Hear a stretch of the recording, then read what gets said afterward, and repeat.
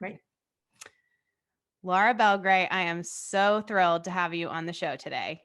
I am thrilled to be here, Kate. Thank you for having me. You're welcome. My pleasure. And we were just saying before I hit record that your emails are like one of the only people whose emails I read, almost every single one that comes out. I just love your voice. You're so funny. And you're just so you in your emails. Thank you. Thank you. You know, I love to hear that. In fact, I think I may have trained people to tell me that, not to give me that compliment that mine are the only ones that they read. And I really appreciate you complying with that wish. Oh So my thank you. gosh. Well, I always crack up, like even just thinking about it now. You sent this one email out about when people let you know that they're unsubscribing. And you use this example of like, would you ever walk into a store and be like, I hate these sweaters, I'm leaving, and like run out? And I just like, it cracked me up. I really laughed out loud hard when I read that and have referenced it a few times. I even sent an email out of my own and was like, as Laura Belgray says, and it was so funny. Thank you. Thank you for referencing yeah, I think of that as the flouncing email. That was when I Yes. discovered that there's a word for that.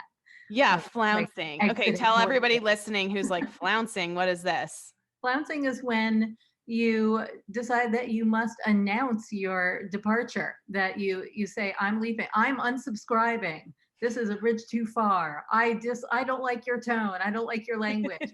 I'm unsubscribing. Or I'm leaving or unfollowing. Like you really don't have to announce it. I Always know in all some ways. caps. Yes, always in all caps. Usually when it's email, usually it's a guy named Bob. I get a lot of emails from, for some reason, guys named Bob telling me that I email too often and that they are leaving. Or they give me Bye. suggestions on how to email them better. And then Oh, and good. on Instagram, plenty of people say it, especially if you post anything political, Oh, yeah. anything about the world. I didn't follow you for this. Unfollow. I see. This is why I had to reference one of your emails because at the start of this year, I decided like, fuck all that. I'm just going to be me and I'm going to share sometimes political opinions or just thoughts on the world. And if you don't like it, like nobody's forcing you to subscribe to my emails. So bye-bye. If my free content isn't resonating, go ahead and leave. And I have definitely gotten some hate mail this year, which most of it is pretty easy to just kind of laugh off. Yeah. But sometimes it does kind of hurt. How do you handle that? I agree. Because I'm definitely not impervious. Like I don't have that thick a skin. Mhm. So I might write something knowing that people are going to hit that certain people are going to hate it and hate me for it and unsubscribe and probably write me something nasty. But then when they do, it still stings. And I'm like, oh, maybe I shouldn't have put that at the top of the email. Maybe I didn't need to. Maybe I didn't need to write it like that. Mhm. And then I'm like, you know what? Shut up. Shut up, everybody. Shut up, inner voice. And just take it. Like it's fine that they hated it. And it's fine that they're leaving. Like that's what Right. I wanted. That was my intent, was to weed out people who would hate this. Yeah. Really. My friend Jacques, he's been on the show before too. He says his goal with email is buy or unsubscribe. I'm not really interested in anything in between. And I'm like, Yeah. that's so good because, yeah, I don't need just a bunch of people hanging out, getting free stuff without ever engaging with me, without appreciate, like it's just, okay, then go ahead. Bye. Right. That person was not going to buy. And Right. some people with email lists who are creating an audience aren't necessarily selling anything. I mean, I think that you should be. If you want to call it a business, you should be selling something. But if you're doing it just to like create a movement or create an audience, create engagement for your own gratification, like for the art of writing to people and them enjoying it, is so it doesn't really matter whether they're going to buy, but you don't want them in your audience. If they don't like if you're not for them, that's okay. You're Right. never going to be for everybody. So that's something to remember. Nobody is for everybody. Not one thing, not one brand that you love, not one great painting or movie or TV series. For anything that you love and think is unbelievable and that everybody should love it, there's somebody out there saying, not for me. And Right. that doesn't make that thing any less great. So it doesn't make you any less great if somebody's like, not for me, or if they're even stronger than that. And like, I hate you. How dare you? Oh, I got, you are a disgrace. How dare you? I was like, "Ooh, a disgrace. That's It's new." great. Yeah, that's pretty exciting. I felt a little tingle at Yeah. disgrace. I haven't I haven't been told that. I have been told, don't shove your political opinions down my inbox. And I won't bring mine into yours. I'm like, well, you weren't, I didn't invite you into Yeah, I mine. didn't ask you to email me at all. You asked me to email you. And Right. I think, and that's part of what I've been trying to tell myself when I do get those kinds of emails, and it does sting a little bit, is like, well, I'm not just one thing. So people are like, I didn't follow you for your political views. I'm like, okay, but like I also share pictures of my kids. I don't see you getting mad at me when I do that. Like I got a cute picture of my dog today. You didn't get pissed off and tell me stay in your lane when I posted that. Right. And exactly. And people who get it understand, especially in this past year, that political is personal, that it's not, that politics is not a separate thing. It's not going out of your lane to talk about your views on politics. Politics, I mean, the root word polis is people, right? Politics are about people. So it's probably not the root word, but something Greek. It Um, sounded good. I bought it. hoi polloi. I took ancient Greek in high school because it was a substitute. It allowed me to get out of taking history. Probably a mistake, but I didn't like history. The reading was too much for me. I hate textbooks. So I took ancient Greek, and hoi polloi means the people.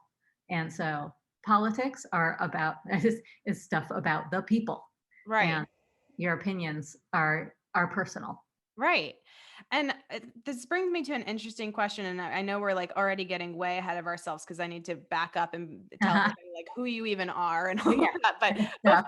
before we get to that stuff, it brings up an interesting thing that I've been thinking about a lot lately, which is, do I need to always agree with the people that I either, it could be an individual person or even a, corporation. Do I need to agree with their political views in order to buy from them or subscribe to their emails? Or, like, how do you feel about that? Do you feel like, no, we have to agree on everything in order to, you know? I so I'm not one of those people who looks to see like what is this organization doing to help the world. I don't inspect that far. I'm not that responsible a consumer. But if I get wind that they are homophobic, misogynistic, racist, bigoted, support any organization that is, then bye bye. Then I will boycott. That said, like during the toilet paper crisis of 2020, I did order mega Scott Comfort Plus rolls from Walmart, Mm-hmm. which I wouldn't normally support. And it was just desperate times. And that's that toilet paper was really hard to find, especially in mega rolls. So We all so have to make sacrifices. yeah, we do. So I will compromise my principles for my butt paper. Um, Oh, hilarious. Okay. So now let's back up. Tell everybody, who is Laura Belgray? oh gosh, I've never been asked it that way. Who is Laura Belgray in third person? I'll speak in the first person. So Okay. I I am a proud born and bred New Yorker and a writer. I am a copywriting expert. I consider that my background, but not the only kind of writing that I do. I've got a book coming out, my first book, I'm which excited. is, yes, Tough Titties, which is due out summer 2022 with Hachette. And so I am a copywriter, but also an author and blogger. And so I like doing lots of different kinds of writing. And I've been in copywriting since the mid 90s, when I was in my mid 20s or early 20s. That's when I started, and I got my feet wet in magazines. I didn't know what I was going to do. I wanted to do some kind of writing, but I didn't know what, and I didn't think I was cut out to be an author or a screenwriter. I didn't want that lonely life. of Mm. hating myself in my pajamas. And now I love wearing pajamas, but it just seemed very lonely. And I didn't want to be a journalist, but I wanted to be in magazines because it seemed entertainment-y. Mhm. And I liked reading magazines, and I got an internship at Spy Magazine, and was terrible. I was the worst intern. I had no ideas. You did have to be a journalist there to make it, like come up with story ideas, go out there with a reporter's notebook and actually come back with something. And I failed to do that, but I got hired on the ad side. We were all on one floor. It was a small magazine, and they knew me over there. We were all friends, and they hired me on the ad side and gave me my first assignment in copywriting, which was an advertorial. And advertorials, for people listening who don't know, are those pages in the magazine that look like part of the magazine, but are actually in tiny letters. It says at the top advertisement. And you're like, oh, I thought I was reading something real. So the assignment was to write an advertorial for doers, a page of the magazine that would feel like a page of Spy Magazine, but about doers. So I wrote a quiz that was called "Do You Party Like Your Uncle Marty?" And it was a quiz to determine whether you are an old fart loser. And if so, you could remedy that by drinking Doers. And and there was a cocktail recipe and a little essay that I wrote on adulthood and Oh the my meaning of adulthood, which is hilarious coming from someone who was still living at home with God. her Right. parents uptown and making like a $50 a week stipend that I spent entirely on lunch. So Not on doers. what? Not Not on on doers. Doers. Not on Doers. That was free. We got invited to Oh lots yeah, of that's right. Of course. pool parties. Yes, I was never much of a big drinker, so that all of those freebies were wasted on me. Mm. Although we did get sent a lot of promo CDs from music companies. So I, had a lot of CDs from like Blind Melon and Crash Test Dummies and Matchbox 20 and yeah. yes, Jamiroquai, all that Oh kind my of gosh, stuff. Jamiroquai. And That's and if the CD cover didn't have a hole punched in the plastic, that I would take them back to Tower Records for a credit and exchange them for hip hop. So that was my so that's me in a nutshell. And that's where I started. And then I got into TV promos, and TV promos being those ads that the TV networks run for their own shows, for the network, getting you to tune in. And that was my dream job because I wanted to do something with TV or in TV, but I didn't know what. Mhm. Um, and again, I didn't think I had it in me to like write a teleplay, to write for TV, but I found a way to write little things for TV. And I did that for years and years and years until I ended up segueing into this weird, wonderful world of the online space, online entrepreneurs, marketers, course creators, what I generally call the space, and started taking private clients and ended up serving that community entirely and segueing out of TV in the last couple of years and out of one-on-one copywriting services also in the last couple of years. And now I guess you'd call me a course creator, educator. So now I teach copywriting and teach people how to make their businesses a 100% expression of their personality, so that you're basically getting paid to be you. To me, that is the holy grail of work. It's what I always wanted. And it's just the best way to live, doing work that expresses who you are and that feels like an extension of yourself and getting paid for it. I love it so much. What a great story. And I'm curious, when you first made your foray into this online marketing space, did you know that that was going to be kind of like your niche, was the Mm. getting paid to be you, or did that come later after you kind of started trying some different things? It came way later. I knew that I wanted to help people put more personality into their copy. Mhm. Most people have a really hard time sounding like themselves and uh, creating copy, writing copy that sounds like a person and that feels like an expression of them. So there would be this disconnect, like, oh, don't look at my website. It's so not me. Don't look at my website. It's really cheesy.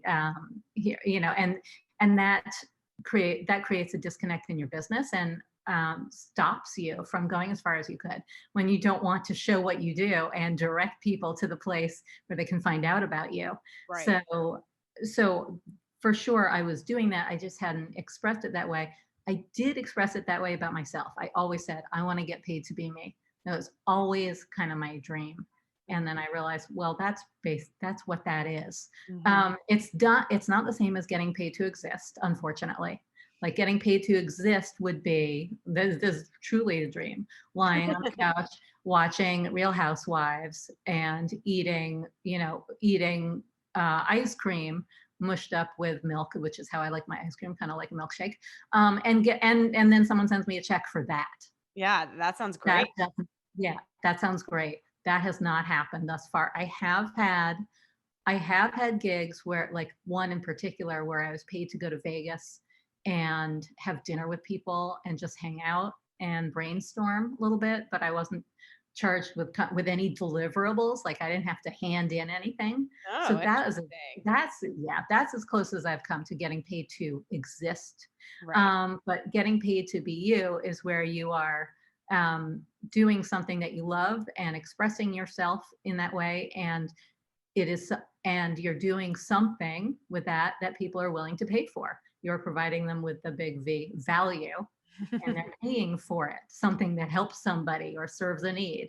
Right. And so that's where getting paid to be you comes in. Okay, great. So now some people might know you from the Copy Cure with Marie Forleo. Some Mhm. people might know you from your own business, which is called Talking Shrimp, and we'll get to that because what a name. And which came first? Talking Shrimp came first. Okay. Although Talking Shrimp came when I knew Marie Forleo. We were friends from Hip Hop Classic Crunch, Mm-hmm. and and then Marie's Hip Hop Classic Crunch. I became like I knew her from the class that I went to. She was this annoying chick in the front who hit all the moves perfectly and had this banging body and bouncy hair God, and I very hate those sweat. women. Yes, so annoying. And then she turned out to be nice, and I decided, oh shoot, I can't hate her, and then maybe I'll be friends with her. And so we ended up being friends. And while I knew her, like back in 2009, she certainly encouraged me to have a business. But really, the reason I created Talking Shrimp was because my accountant, my husband and I had gotten married in 2007 and gotten reamed with taxes our first year married, and our accountant said, "Well, yeah, of course you did. What did you expect?" And I was like, "We thought taxes would be better when you were married." It's like, I don't know who told you that, but what you should do is incorporate. So just pick a name. Doesn't matter what it is. Just uh, but preferably something with an available URL, and that will incorporate you. And so I looked up a bunch of names, and could you believe it? Talking Shrimp was not taken on Amazing. GoDaddy. I mean, I'm shocked. like hallelujah! I can't believe I lucked into this. So I created Talking Shrimp, really something that could apply to what I did, writing, or what my husband did. He was in restaurants, or could mean anything or nothing. Um, and so we incorporated, and Marie, who was my friend then, said to me, so you're going to make a website for it? And I was like, well, yeah, I guess so. I guess it might as well be the name of my website, since I am making a website to host my TV reel. Like I wanted more TV clients. So I was just going to put my reel on there to make it easy. And she said, what's going to be your opt-in? And it's like, my what in? You're what? Yeah. And so she explained, she was like, you have to have an email list. Your list is gold. Here's how you have an opt-in. And she took out a yellow pad and she diagrammed on it. And she's like, you're going to sign up for this thing called a Weber, which is what you used back then. And you are going to offer a freebie. And here's how you're going to deliver it. And here's the confirmation email. And then they click this thing and they get it. It was really confusing, but the way she laid it out on the yellow pad made sense, and I was able to do it myself on my new website. And so I had an opt-in, and she was like, and you're gonna have a blog, right? And I was like, oh, it's 2009, isn't it too late to start a blog? And she's like, no, you moron, absolutely, you have to have a blog. So I started a blog. So Talking Shrimp was my TV spots. It was kind of for TV people, and then but also a blog that had nothing to do with anything, and a freebie that was for entrepreneurs. No TV producers signed up for it. It was five secrets to non-sucky copy. So I was very confused. I didn't know what I was doing and who I was aiming for. But Marie invited me to speak at her first live event, which was called Rich, Happy, and Hot Live. Because we were friends. She knew me. She knew me somewhat professionally because she knew what I did for TV. And I also had signed up for her kind of vague online program, which was called Virtual Mastery. Mm. This was 2009. Yeah. So virtual mastery of what? Who cares? It's a program. You sign up for it. It's Marie. She seems really cool. So I signed up for it, just hoping it would get me like in a groove out of my creative rut at work. I needed something new. I just wanted to be more successful. So I Mhm. signed up for it, and she saw what I did in her, like there was a forum. This was before Facebook groups. So there was a forum. It was on a platform called Ning, and I helped people in the group with their copy. They'd be like, what do you think of this for my homepage? And I'd look at it and be like, oh, I think you could, say this and this, and it would be a lot more personable if you did this, and it would sound like a person. And so Marie knew me in that sense professionally. She saw what I could do and invited me to speak. So I spoke at her first live event. I did my presentation was called 5 Secrets to Non-Sucky Copy. Mhm. And people came up to me afterwards and said, I'm a realtor. I'm a this, I'm a that. Can you help me with my copy? So I started taking these personal, private clients who were entrepreneurs, solopreneurs. And that started to diversify what I did with And were my they asking you to write their copy for them or help them write better copy for themselves? mostly write their copy for them. It Okay. didn't occur to me yet, like, oh, I don't want to do that for you. It was just, okay, give me what you have and I'll make it better, or tell me what you need and I'll write it for you. And oh, sorry about that noise. I thought I turned on Do Not Disturb. Okay, No there we go. worries. So yeah, so that is how I ended up segueing into this weird world that we're in. And Marie and I stayed friends. I joined her mastermind in 2010. At her live event that I spoke at was also, the one of the points of it was to sell people to her high ticket mastermind. And so she had a panel of like the 9 people who were in her first round, and they seemed so accomplished and self-possessed, and they just had some magic about them that I wanted. And one of them had written a book, like a children's book, and she had it produced, and it was a hardcover, like beautiful picture book, and she had it in her hands. And I said, I want that. I want to be that. Like, I don't know what I want to do still, but Mhm. I know I'm capable of something more than I'm doing in Mhm. TV. Like veneer had worn off after like 15 years. Right. I wasn't necessarily doing my best work all the time. And I felt like, God, I know I have more to say. So I joined her program, and so that was 2010, and that brought me a little more into that world. Even though I was still outside it, I was like, oh no, I don't want to create products and programs for entrepreneurs. And someone actually in it, friend of mine, told me, don't work with entrepreneurs, they're so cheap, they don't have any money. They don't have any money. Stick with Story. TV. Like, you've got TV clients, stick with that. And I listened to that for a while, and then found the opposite to be true. There is so much money in the online space. People will pay a lot of money because they are capable of making a lot of money, and with better copy, with copy that reflects their personalities, and they are willing to spend way more than a production company or TV network is willing to spend. And so Interesting. I ended up transitioning into that and taking less and less TV work because I was busy making a lot more money from my Mhm. entrepreneur clients. And became very gratifying to work with them. Yeah. And so then tell everybody about what is the copy cure and then how did that kind of fit into this Yeah. story? Right. Okay. So the Copy Cure, in 2012, Marie was still doing her live event, RHH Live, which had grown. And she did it in a big space at Urban Zen, Donna Karen's Urban Zen. And she asked me if I wanted to speak again to this huge crowd. And she said, like, you could do like a copy clinic, and we can record it and then sell that as a program. We'll call it the Copy Clinic. And I was like, okay, that's perfect, amazing. Like, I'm gonna have a program with Marie. And she already had B School, and it was a juggernaut from the get-go. Mhm. And so I did this. this presentation in 2012 at her live event, the Copy Clinic. She was on stage with me as just kind of like the nurse. We had a medical theme, and it was great. And people said it was like worth the price of the event altogether. People were crying, laughing. It really went well, and I felt like, oh, I want to be on stage more. It was awesome. And we had this great footage to turn into a program. A couple of months later, she was like, by the way, she's like, I haven't had the heart to tell you, but all the footage from the event was in a car that my team was driving. My team still had it in the camera that they were using to shoot this Live Your Dream campaign for B School, and in Italy and around Europe. And when it was in Italy, all the equipment was stolen from the car. And so our footage is gone. We no longer have it. And I was like, oh my God. She was like, but it's okay. We are going to reshoot. We will write this. We'll make it an even better thing. We'll make it a real program, kind of like B School, but a mini version of that.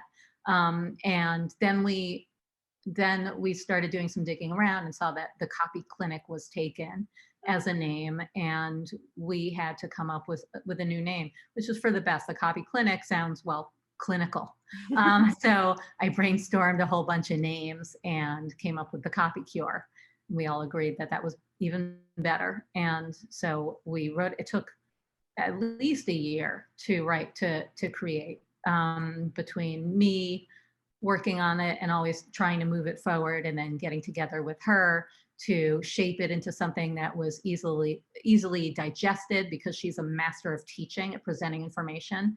And it took a while, but we finally got it together and had a whole shoot and recorded it and sold it as the Copy Cure, and we launched that in 2015. Okay. So that was, a good 3 years in the making. Yeah. Wow.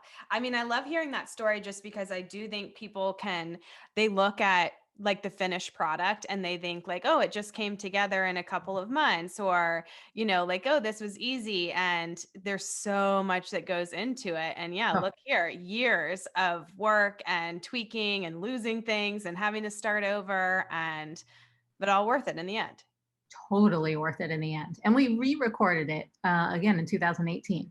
And made it even more robust and better. And we took out jokes that were no longer appropriate. There was like a Trump reference that no longer felt so funny, and and other things that felt a little dated and clueless. You know how language goes. They're like, oh, you can't say that anymore. And so we re-recorded it, and it was even better. And then we did it as an actual launch. It had been on Evergreen. Okay. Which is nice, but not super effective for getting people to buy. And then we launched it with an open and closed cart, and that was mega. And that's what we continue to do. And you're right, it's a lot of work. It is intimidating, and it's actually not the kind of product that I would ever want to create on my own, at least not at this point. I don't feel that ambitious. I was going to say, I mean, Marie is known for her very like high production value on everything she does. How does it compare to now you have a few courses of your own that you did do on your own, right? Yeah. So how does it compare? Yeah, they're a lot scrappier. Well, first of all, I mean, they are beautiful. I have an incredible designer who makes them very like palatable, fun to engage with. But my courses, like the Inbox Hero being the first real course that I put out, other than my mini products, was a PDF pretty much. It's like over 100 pages of email makeovers side by side.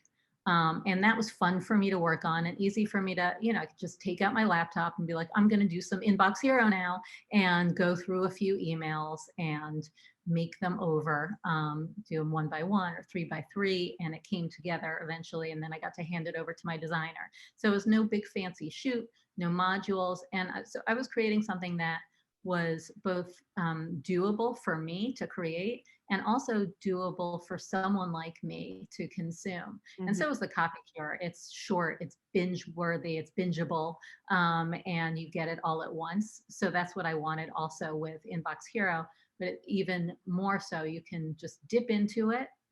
I like things that you can do kind of buffet style, like dig in where it appeals to you. Like, Right. oh, I'm skipping over the butterhead lettuce and I'm going right for the cherry tomatoes. Um, so that's what that is. And I've added video, and I add video components as sometimes as bonuses and stuff like that. But those are done live, and I feel really comfortable doing that because it's so much more forgiving. So I'll teach something live, and then you consume the recording, that was, whether you were there or not. Like when you get the recording, Right. it doesn't, the flubs don't matter because it's Right. not done in a vacuum to the camera on a That's so set. true. I had never even really thought about the benefit of being live for that reason. Oh, it's so much easier. There's no take after take. And And when then you're, you're also able to like answer people's questions as they're coming up. So you're not like trying to guess what people might be getting stuck on or where they need more clarity. They're right there to tell you. And then it's helpful in the replay. yes, and you can see how people are engaging with you with your pacing. Mhm. I like having, like, I just taught something yesterday. It was my 13 behind the scenes secrets to a 6-figure lazy launch. So this was a Love bonus to this. Launch Hero. And I asked people, I was like, no pressure, but I would love for you to be on camera if you possibly can. Mhm. It's up to you, however you feel more comfortable, but it really helps me to see your faces as I'm teaching. And a lot of people obliged me, which Mhm. was really nice. And so it makes I don't like talking into a vacuum. I Yeah. really like to engage with the audience and see how they're picking it up and see their heads nodding, Mhm. and see their thumbs up, and know that I can move on to the next one. Right. So Right.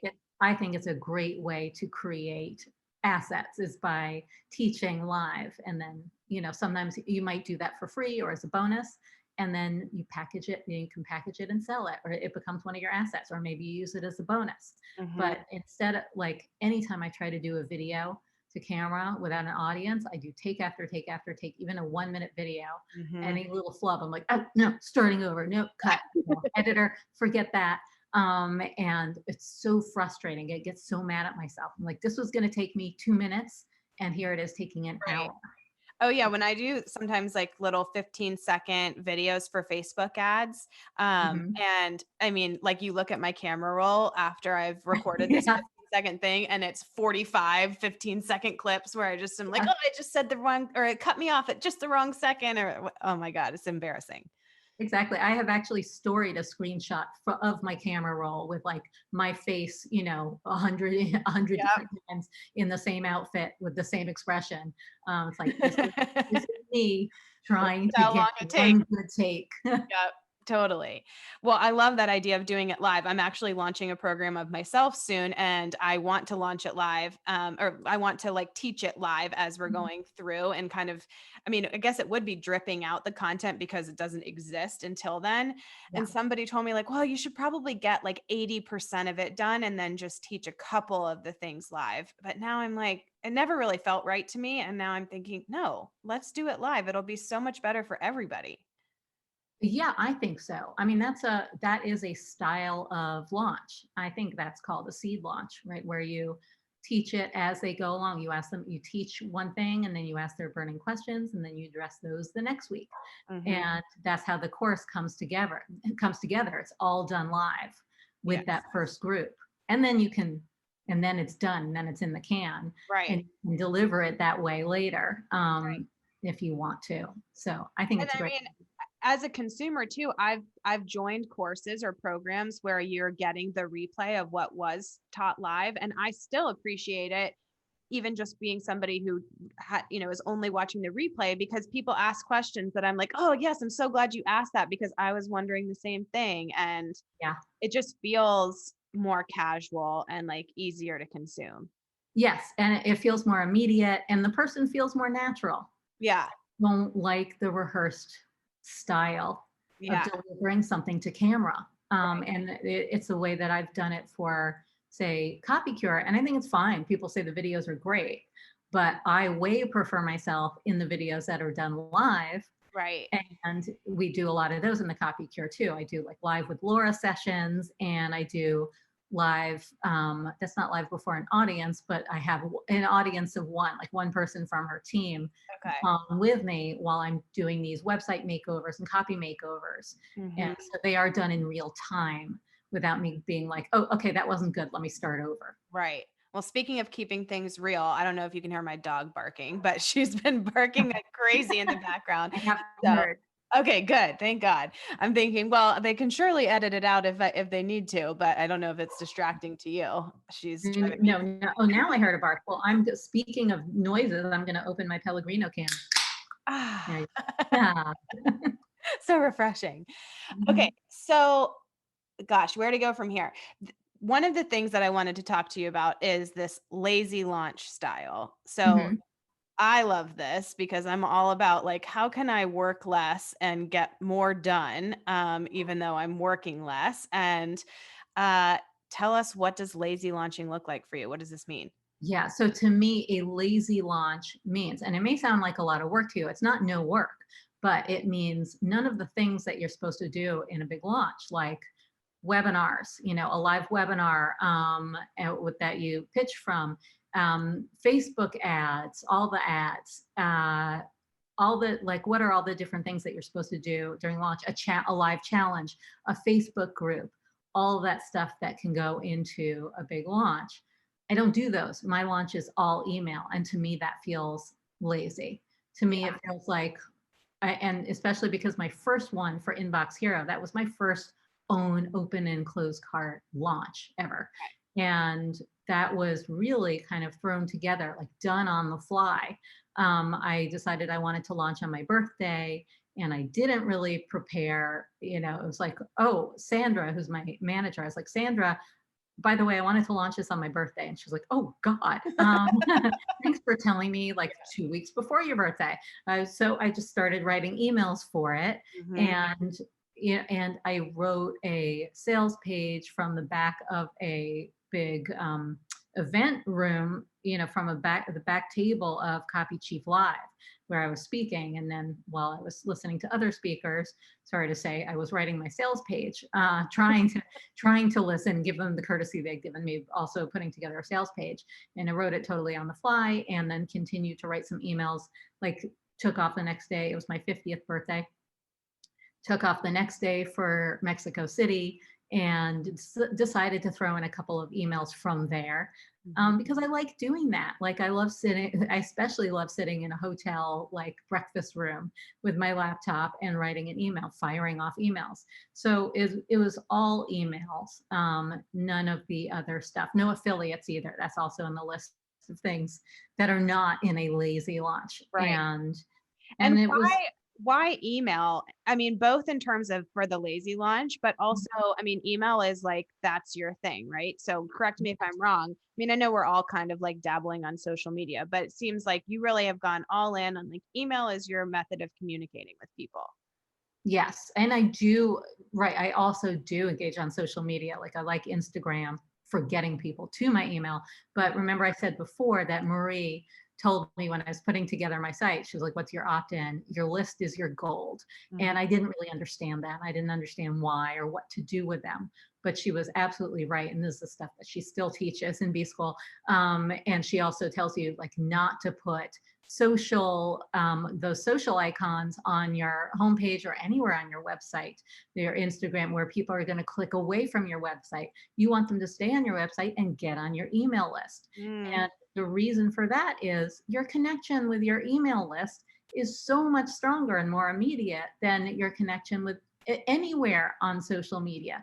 You put out a post on Instagram or Facebook or whatever, and this is like going to a giant party, say a rave, and shouting over the music like it's like, we're like, hey everyone, I'm having a webinar.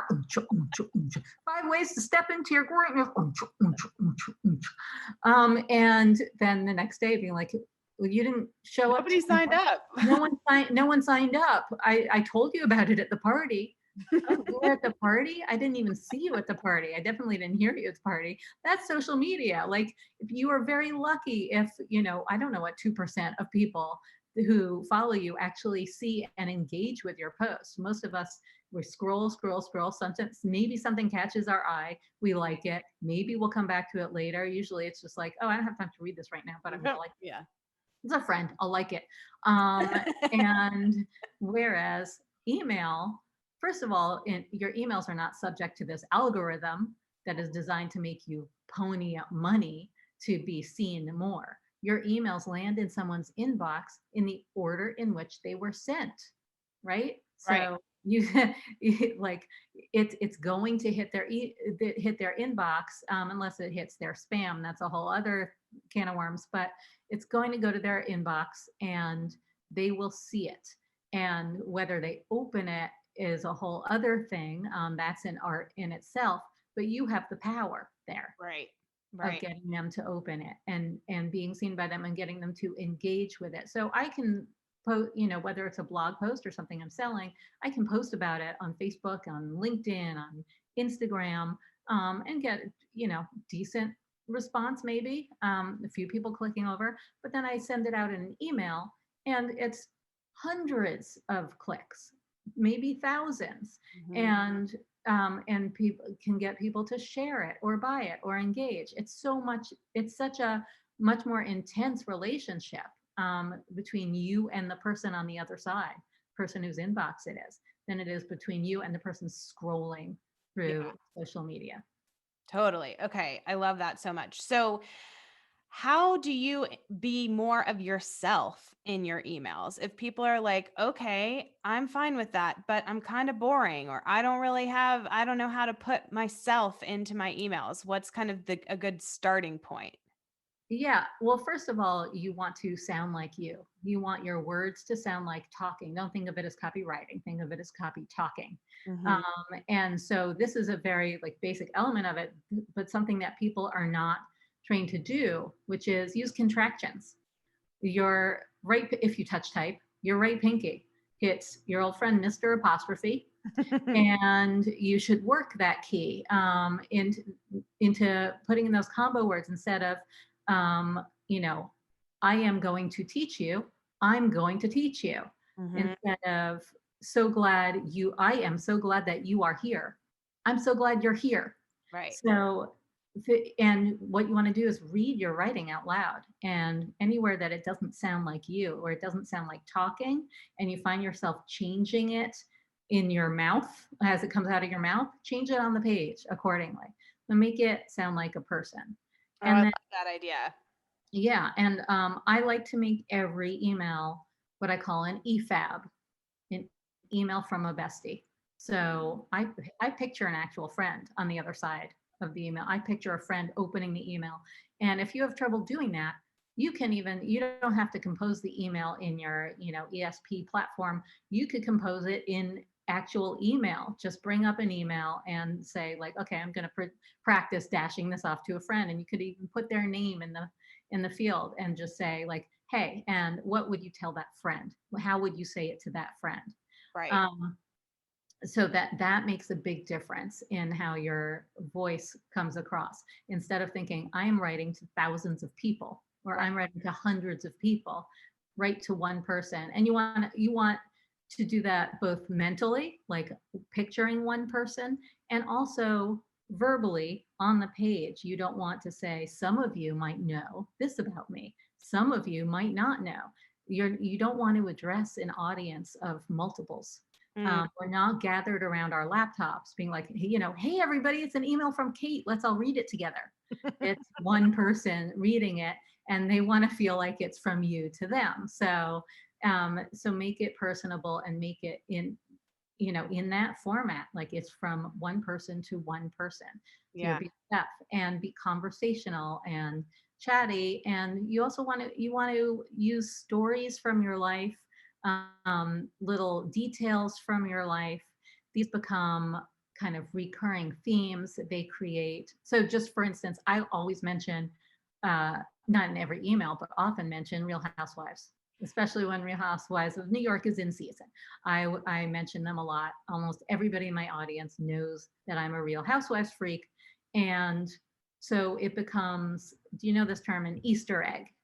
Um, Oh. so like in TV, For like super fans, some shows will have what's called an Easter egg, a little recurring theme that super fans will always catch. So there was a show called Psych on USA, and in every episode there was a pineapple.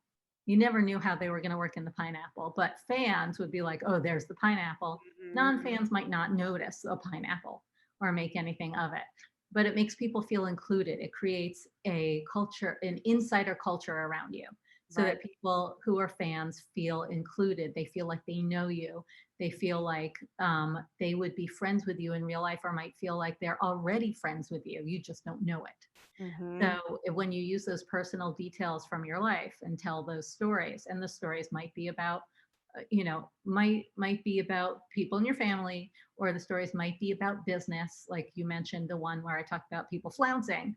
So often I'll write about, about my shrimpers, and about people, like often I will write about people who are annoying or obnoxious, because that gets people to rally around you, and they love it. People love to hear how you're handling that, and they love to see that you're human, that you're not immune to um, to those things, to nastiness, and to Right. people not liking you. So those stories are great. But I'll also talk about, like, my husband. I wrote a story about my husband deciding that I had ruined the dinner he was making by forgetting to buy the basil.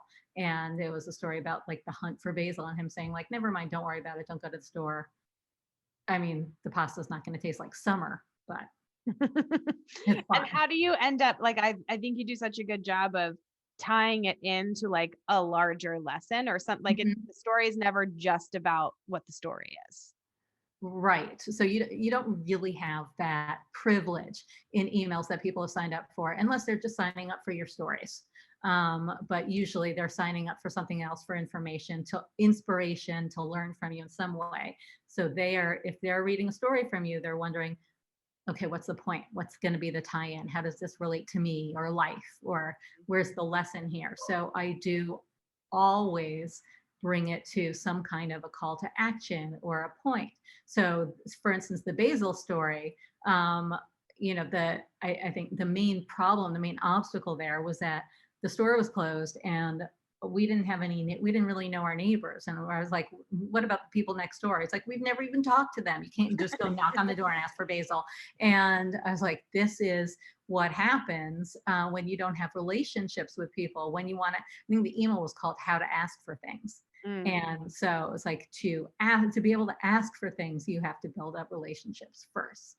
Yeah. So Do that's you what I have, kind like, prompts that you if you when you get writer's block? I mean, I don't know if now you're just in such a flow that it's like, no, I just always something always comes to me, or just sometimes you have to, like, go back and say, "Okay, what's a good prompt to get my wheels turning here?"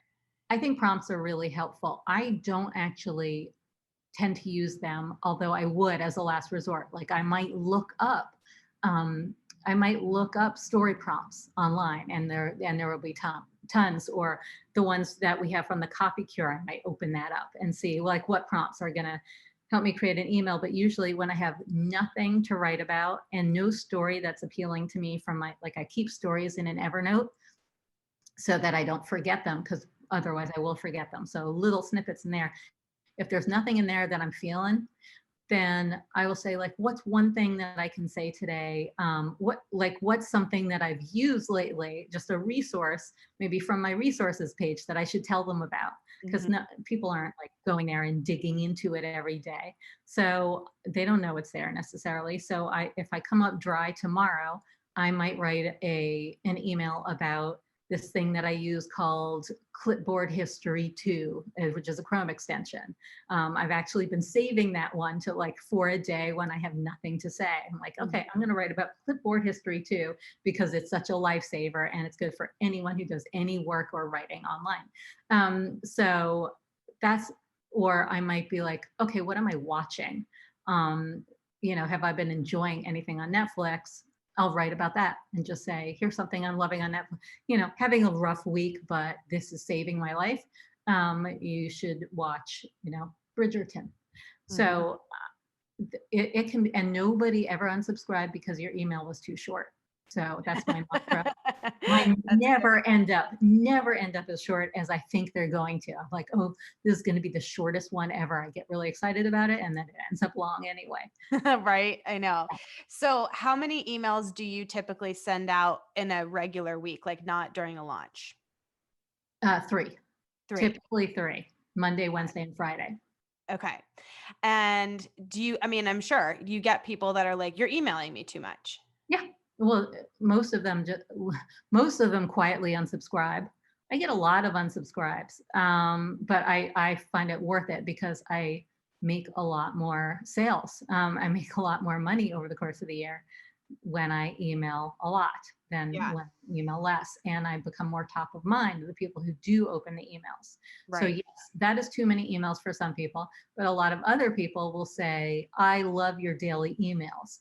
And they think that they're every day. They're really 3 days a week. They think Mhm. they're every day, and they love that. And some say, like, if I miss one, people will be like, I think something's wrong with the tagging because I didn't get my email today. So there are people who really miss them Yeah. if I don't email as much. Well, it reminds me of a story you told in an email recently about, I think it's your brother-in-law who sends back like Mhm. every fish dish he's ever ordered or something. Every duck dish, but this one was Duck about the dish, that's right. Yeah. yes. Yeah, and it's just like, the lesson in that story, which was hilarious, was just like, some people are just not going to like you, or they're not going to like what you're doing, and, like, they're just people out there that are just negative or not for you, and, like, you just have to be okay with it. Right. Yeah, That's I loved that, exactly it. and, it was reminding me too, and I was asking about prompts that, my friend Tarzan K, who I think you know as Oh, well. of course. Of Yeah, I know course, Tarzan yeah. well. I was in a mastermind with her last year, and I kept being like, but how do you come up with these ideas? And she's like, you just have to kind of start training your brain to just like notice when, oh, that could be an email. That could Yeah. be an email. And when she said it, I'm like, what a bullshit answer. And then now I've started doing it, and it's like, oh, now I have like no shortage of ideas because now I'm really starting to get into that habit of being like, oh, this is going to make a great email. Exactly. I mean, it used to be blogging that I would do, and that was the form of my blogs. They were just these random stories, Mhm. sometimes with a lesson. And anytime something happened or I was ranting about something, my friends would be like, "I smell a blog post," Yeah. and now instead they're like, "I smell an email. I can't wait to Uh-huh. get an email." And it's true. You train your brain to recognize things that could be a theme, something for an email. You don't have to know what it's going to connect to Right. when it happens. You don't have to know how you're going to tie it in. Just write it down. Just be Right. like, overheard on the street, or write down a note. I love Evernote or your notes app or whatever, but keep Yeah. a running log of those things, and then you can dip into it and turn those into emails. Yeah. Well, I know you and Tarzan are two of the emails that I get every week, and I open most of them and love reading them. Oh my God, I might murder my dog. Hold on. We got a special Amazon delivery coming to the door, so she's gonna lose Sweet. her mind for a second. Okay, so you and Tarzan are some of the only emails that I open every week. Do you have anybody that you subscribe to that you're like, oh, I love their emails, I always open them? I mean, I always open emails from my friend Ash Amberger, the Middle Mhm. Finger Project.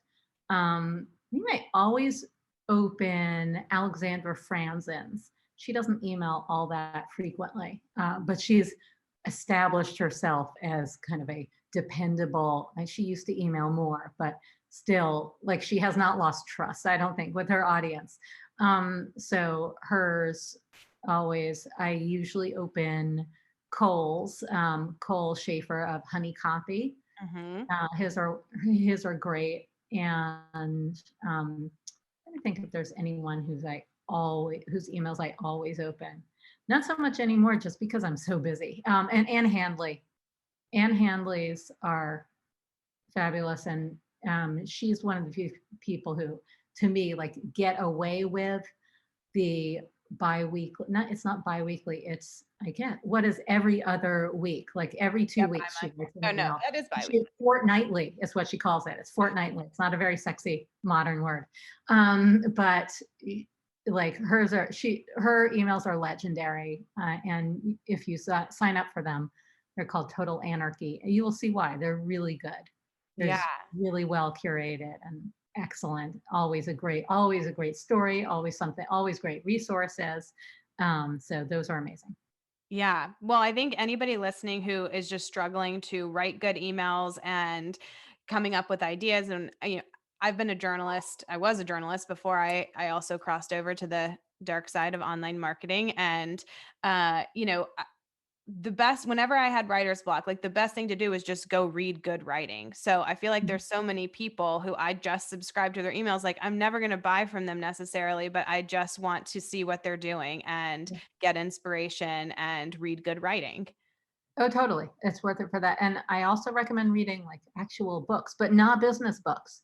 I mean, Right. you can read business books; those are fine. But as a former journalist, you know the importance of like great writing Hmm. and how inspiring it can be, and how it kind of seeps into you. So I recommend reading great authors Yes. rather than looking for like, oh, The Big Leap was really good, taught me about my upper limit. I mean, those fine, but those are not. That's not necessarily writing that's going to make you a better writer. Right. For sure. For sure. Um, I feel like there's so much more to talk about, but I know we're coming up on the end here. Um, one thing I know that people always ask is, I think people are always afraid to send too many emails, but Mhm. during a launch, I know, and you just said it too, that well, the more emails I send, the more money I make. Yep. So how many emails do you send during a typical launch? I mean, I send usually once the cart is open, one a day Hmm. up to the end. And then at the end, like the day before, it might be two. And the last day, it might be up to six. I have sent up to six emails on the cart close day. And Probably too much. I mean, it gets a lot of unsubscribes. I always have a soft opt out, that link at the top or at the bottom that says, don't want to hear about this promotion, but would rather stay on my list. Click here and you'll be off the ride. So I always have that, but tons of unsubscribes anyway. People just see a whole bunch of emails in their inbox at once if they're not following along and they're not interested, and they will just be like, delete, delete, delete, unsubscribe. It's okay. It's worth it to me because you never know which one of those emails is going to get that person who was there with their arms folded saying, I'm not going to buy. I want it, but I'm not going to buy.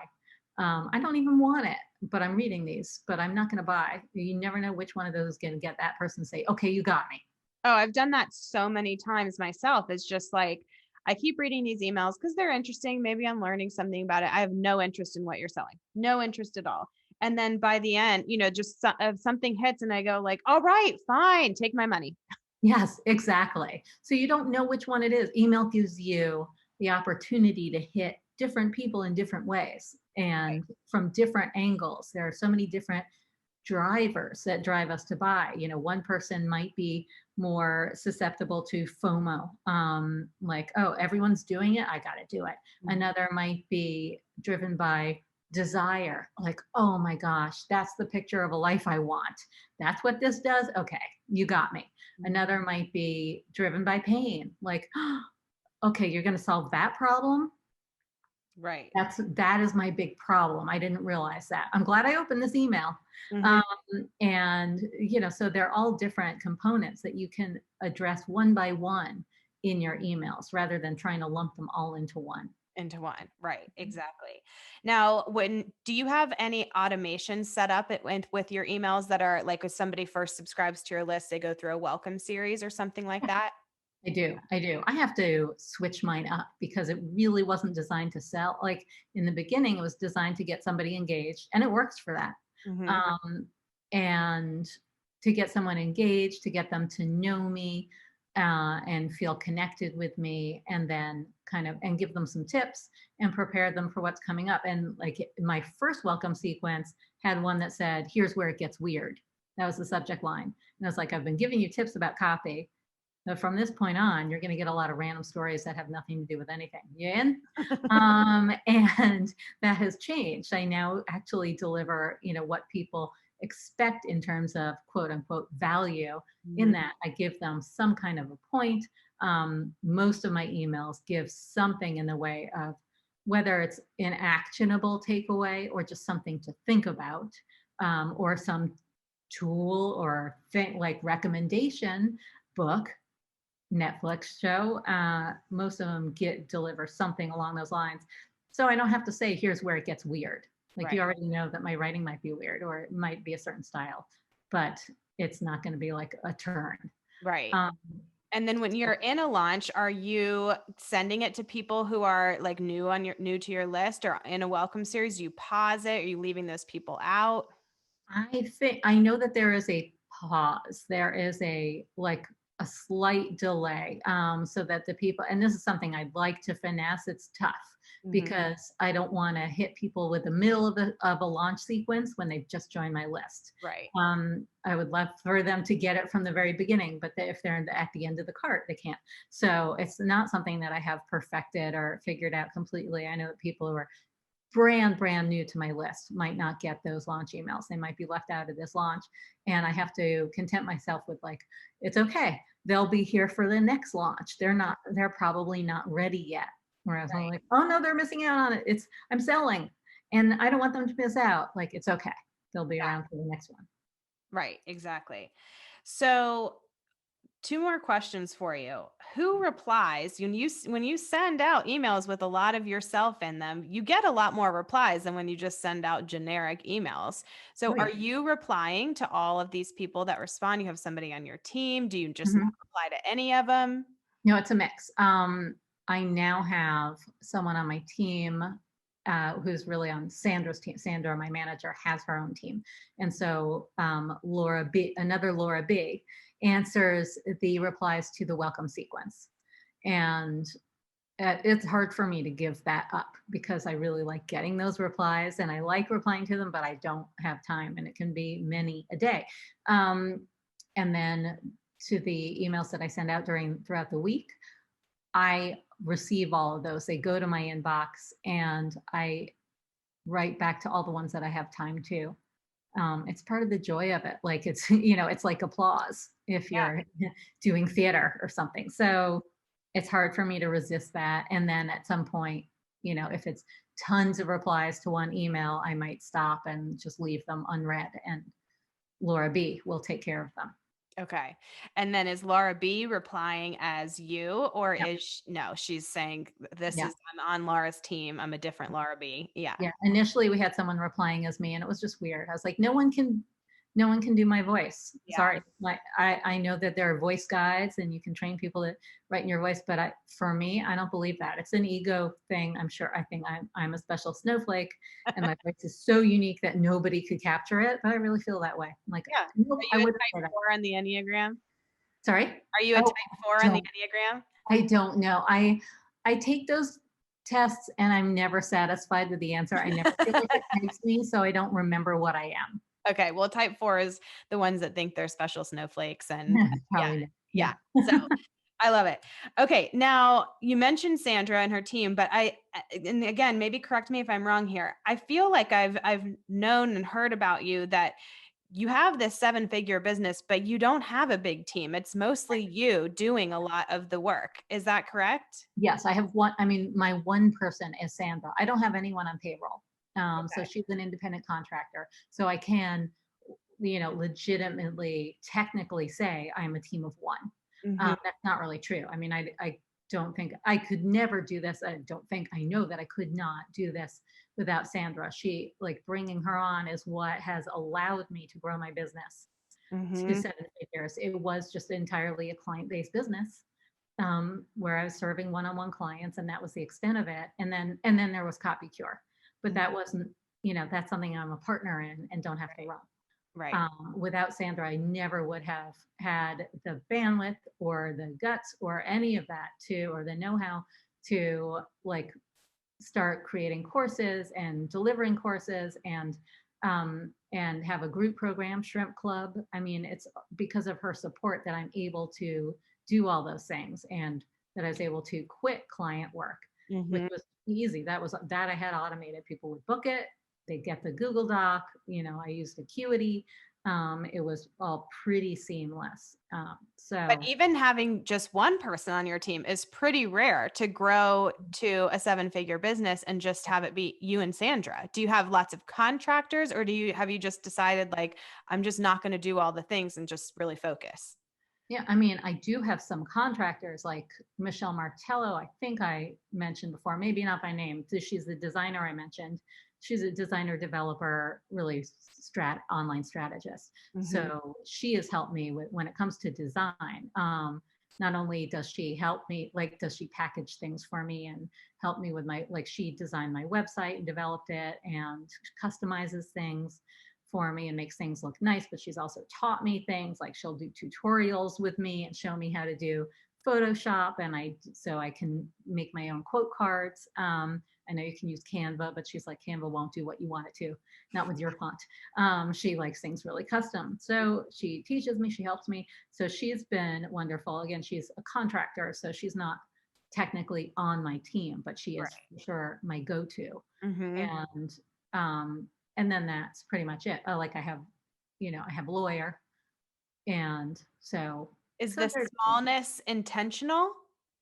yeah, yeah. I don't want a team. I never wanted to be a boss. I never want when people talk about their team, like our team is growing. I'm like, oh, poor you. Sounds terrible to me. We are hiring. I'm like, oh God, poor you. Yeah. None of that sounds appealing to me. Having a team meeting. Okay, I've got a team meeting every day at 1. No, I don't want that at all. I Voxer with Sandra all day long, back and forth when I think of something that I need.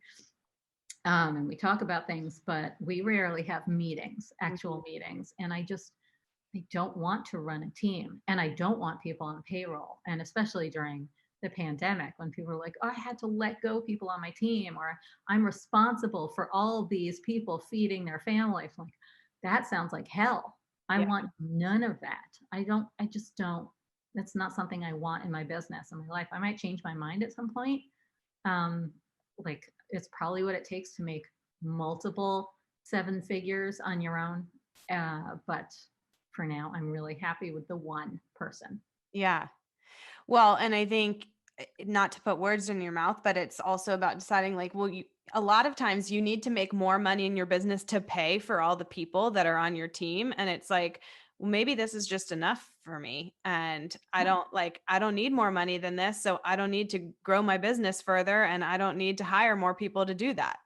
Right. I have seen myself, like friends of mine whose businesses grew in size, their teams grew in size, and their gross revenue grew in size, but not their profits. Like, Hmm. oh boy, where's the thanks in that? That sounds really unfun.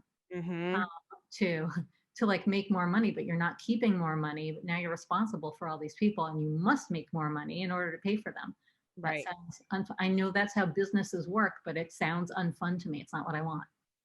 Well, it's just a perfect example of like just getting paid to be you and doing Yeah, your way is like you're bucking the system and who cares because this is what works for you. yeah, exactly. Now that's not to say that I'm not hungry for more money, because I like would like a bigger apartment. We want one on a higher floor with terrace. We might want, like, we want to put in a pool. We can afford that, but like, what if we wanted to upgrade the house the house that we bought in Sag Harbor, to something bigger? Like, there was the one that we bought, and then there's the ones that are $6 million. Mhm. And I have friends who could easily buy that, like friends who could buy a $6 million house, and it would be like buying a jacket. Yeah. I don't know what those people are. I can't relate to that. That's exactly how a friend of mine described it. She bought a house, and she was like, it was like buying a jacket. It's like, because she's been doing these live challenge launches, and they've been Mhm. making multiple millions of dollars. She does them a couple of times a year. And that is amazing. She's like, you could do this too. You just hire all these mentors, and I'm like, stop right there. No, I don't want to do that. I Mm. don't want to do that. So Well, there you go. yeah. Do what you want. I love it. Okay, Laura, we're coming up to the end here. So tell everybody where they can find you. Oh, please come find me at talkingshrimp.com, spelled exactly the way it sounds, no hyphen, no spaces, talkingshrimp.com. And then on Instagram, come find me at talkingshrimpnyc. That's my handle there. But sign up for, if you were interested in all this stuff about email, definitely want my guide to non-sucky subject lines. It's my 33 most open subject lines and 4 that tanked, and templates to make your own. And so if you want to just go right for that directly, you'll find it on my homepage, but you can also go to talkingshrimp.com/subject lines, all one word. Okay, I love it. And I'm so glad you mentioned that because I had a question on here to ask you about subject lines and then we ran out of time. So Uh-huh. there we go. There you go. Our Questions homework. answered. Yeah, Yeah. perfect. Well, thanks so much, Laura. It was so fun chatting with you. Thank you. Likewise. Loved every minute of this conversation. Thanks. Good.